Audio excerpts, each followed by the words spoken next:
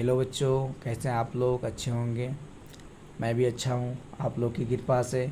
तो आज हम सीबीएसई क्लास 8 साइंस में कोल एंड पेट्रोलियम के बारे में बात करने जा रहे हैं। ये बहुत ही इम्पोर्टेंट टॉपिक है बेटा, इसको आप ध्यान से नोट डाउन कीजिए। और ये जो आज आपको इस वीडियो में मैं बहुत ही इम्पोर्टेंट टॉपिक के बारे में बताने जा रहा हूँ। सबसे पहले नेचुरल रिसोर्सेज। नेचुरल रिसोर्सेज से पहले हमें ये समझना है कि रिसोर्सेज क्या होते हैं। रिसोर्सेज वो होते हैं वे सभी सब्सटेंस जिसका हम अपने दैनिक जीवन में यूज़ करते हैं, तो वो रिसोर्सेज कहलाती है। यदि हम उसको यूज़ नहीं कर पाते वो रिसोर्सेज नहीं कहलाएगा। जैसे वाटर का यूज़ करते हैं हम लोग हाइड्रो इलेक्ट्रिसिटी में, वो आपको रिसोर्सेज है, वाटर आपको रिसोर्सेज है। जैसे आजकल पता होगा कि हमारे मार्केट में सीएनजी गाड़ी की डिमांड बढ़ गई है।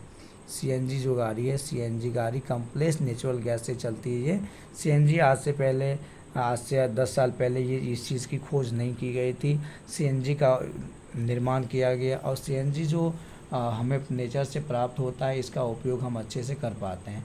तो नेचुरल रिसोर्स क्या होता है, ध्यान दीजिएगा। द रिसोर्सेज, ये अब क्या है, प्राकृतिक संसाधन। The resources obtain by the nature, ये प्राकृतिक संसाधन are called natural resources. For example air, water, soil and minerals, ये सभी आपको नेचुरल रिसोर्सेज है।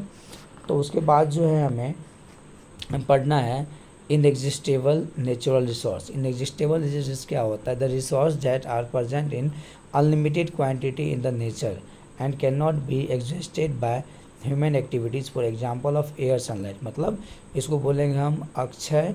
ये अक्षय और अक्षय, अक्षय मतलब क्या होता है, जो कभी ख़त्म नहीं होता है। प्राकृतिक, अक्षय प्राकृतिक से वे होते हैं जो कभी ख़त्म नहीं होता है। इसमें प्रकृति में असीमित मात्रा में मौजूद है और मानव गतिविधि से ये समाप्त नहीं होते हैं। इसे आपको इनएक्सटेबल रिसोर्सेज कहते हैं। उसके बाद आपको एग्जिस्टेबल नेचुरल रिसोर्सेज, समाप्त होने वाले प्राकृतिक संसाधन। वे संसाधन जो प्रकृति में सीमित मात्रा में मौजूद है, जो मानवीय गतिविधि से समाप्त हो सकते हैं। उदाहरण के लिए कोयला, पेट्रोलियम, खनिज और वन। जैसे आपको जो ये जो हमारा जो वन है, ये हमारे जो आपको जैसे मैं आपको सीएनजी हो गया, ये आपको कंप्रेस्ड नेचुरल गैस। उसके बाद हो गया आपको पेट्रोल, डीजल, ये सभी पेट्रोलियम सब्सटेंस, कर्ड ऑयल, कोयला, ये सभी पेट्रोल सब्सटेंस क्या होता है, ये आपको एक न एक दिन ख़त्म हो जाएगा, इसीलिए उसे एग्जिस्टेबल रिसोर्स कहते हैं। अब फॉसिल, फॉसिल का मतलब होता है प्यारे बच्चों जीवाश्म ईंधन। तो फॉसिल क्या होता है, the remain of the part of plant और animal transformed over time is called fossil. Some existable natural resources from the dead remains of the living organism are known as fossil fuels. For example, coal, petroleum and natural gas. पौधे या जानवर उस हिस्से के अवशेष जो समय के साथ परिवर्तित होते हैं जीवाश्म कहलाते हैं। जीवित जीवों के मृत अवशेष से प्राप्त कुछ समाप्त होने वाले प्राकृतिक संसाधन को जीवाश्म ईंधन के रूप में जाना जाता है। उदाहरण के लिए कोयला, पेट्रोलियम, प्राकृतिक गैस। ये जो इसका जो निर्माण होता है वो पृथ्वी के अंदर जो है, ये जो हमारा अर्थ क्रस्ट है, ये जो हमारा अर्थ क्रस्ट है, अर्थ के जो सबसे ऊपर वाला लेयर होता है उसको बोलते हैं हम लोग क्रस्ट। क्रस्ट में क्या होता है, यहाँ से जो भी कण होते हैं, पार्टिकल्स होते हैं, वे सभी धरती के नीचे जाते हैं। और ये जो लेयर है, क्रस्ट के जो नीचे लेयर है, इस लेयर में क्या होते हैं, वो समा जाते हैं और लाखों करोड़ साल तक इसके जो पार्टिकल्स होते हैं ये क्या होते हैं, एक जगह पर मौजूद हो जाते हैं। एक जगह पे मौजूद होने के बाद क्या होता है, ये जो आपको एक जगह पे मौजूद हो जाता है, जिसके कारण ये आपको लाखों करोड़ साल के तक में वाटर जब इसको प्रेशर करते हैं और अंदर से जो आपको हीट, यहाँ से आपको एयर प्रेशर करता है और अंदर से आपको हीट मिलता है। एयर और हीट के कारण ये आपको फॉसिल बन जाते हैं। उसके बाद है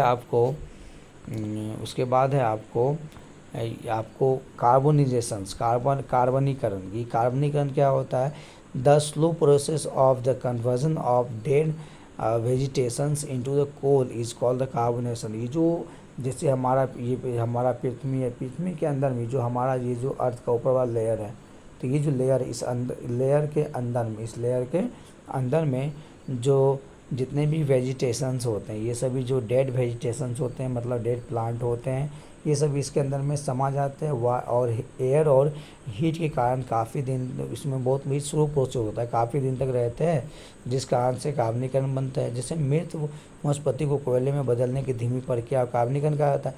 जैसे कोक कार्बन का एक अनाकार रूप है जो चारकोल से अधिक कठोर और सघन होता है और इसका उपयोग ईंधन के रूप में किया जाता है। इसे हवा की अनुपस्थिति या कम आपूर्ति में नरम कोयले को गर्म करके प्राप्त किया जाता है। यह काले रंग का होता है। इसका उपयोग स्टील के निर्माण में किया जाता है। अर्थात जो which of hard and the dense than the charcoal and it is used to the fuel is obtained by the heating. Soft coal is the absence of the little supply of air. It is black in color. It is used in the manufacture of steel. अब है आपको destructive distillation. Destructive distillation मतलब क्या होता है? विनाशकारी आसवन। विनाशकारी आसवन क्या होता है? ये कैसे बनता है? तो the process of heating coal in the absence of air. ये जो आपको कोयला होता है, कोयला में क्या होता है? ये एयर के एब्सेंस, सबसे पहले जो ये आपको जो लकड़ी वेजिटेशंस होते हैं ये अर्थ क्रस्ट के नीचे चले जाते हैं और ये आपको हवा के एब्सेंस में, मतलब यहाँ पे हवा के अनुपस्थिति में इसको बनाया जाता है। उसके बाद है आपको, तो ये जो इम्पोर्टेंट टर्म है आपको डिस्ट्रक्टिव डिस्टिलेशंस, उसके बाद जो है कार्बनाइजेशंस, उसके बाद फॉसिल, उसके बाद एग्जिस्टेबल, उसके बाद इनएग्जिस्टेबल, उसके बाद आपको नेचुरल रिसोर्सेज, ये सभी को आपको ध्यान से पढ़ना है। इसके आप नोट्स बना लीजिए। ये इसकी जानकारी यदि आपको नहीं होगी तो आगे चल के आपको बहुत ज़्यादा दिक्कतें की सामना करनी पड़ सकती है। इसीलिए मैं आशा करता हूँ कि आप लोग इसे नोट कर लें और नोट करने के बाद इसको अच्छे तरह से समझें। कि जो कोई दिक्कत हो तो कमेंट बॉक्स में अपना कमेंट लिख दे। धन्यवाद।